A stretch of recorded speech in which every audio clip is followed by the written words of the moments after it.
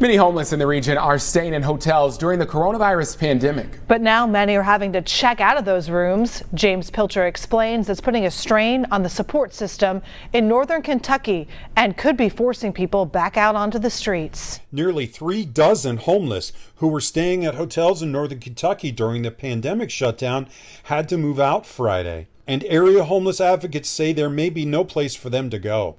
It is showing just like a pandemic would. I mean, you know, it shows where the need for improvement is, where the gap for services are.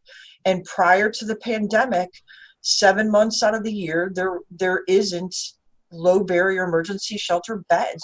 Groups such as Webb's Northern Kentucky Emergency Shelter used hotels as a way to keep people clean and safe.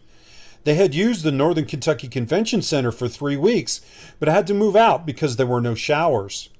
Her organization moved 5 people out of hotels earlier this month and placed them into transitional housing.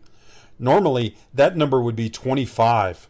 We went to the hotel knowing that we were going to do it for X period of time. I mean, the whole project was started to flatten the curve, to give people access to restrooms and hand washing stations and those kind of basic necessities.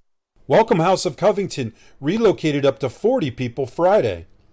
Homeless support group Maslow's Army has nearly 2 dozen hotel rooms for homeless in Florence, and Morin, Ohio, housing about 25 children total. Maslow's organizers say they won't leave until they find another place to stay. It's heartbreaking all the way around. I don't know that the shelters are opened up at full capacity right now, so it means the individuals who are looking for shelter may end up in places not meant for human habitation, such as the streets.